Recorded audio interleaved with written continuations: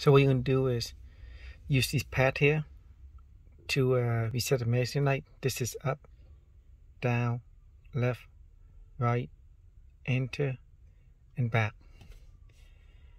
So what we're going to do is push the power 2 times.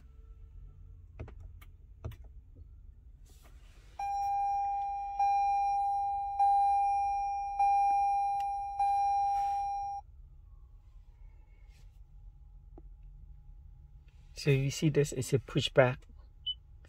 So what you can do is push back. You can go to the left or right, doesn't really matter.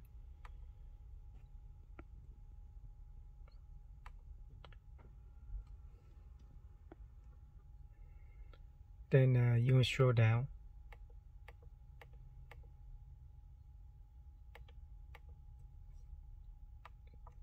Push enter. If enter don't work, just hold it down. Then you go down. Push enter. Go up. Okay. Then you go back again.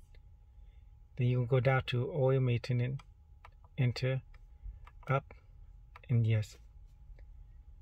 And that's it. Then just push back, and push left or right, wherever you want. Leave your setting to. I'm gonna leave mine here, and that's it.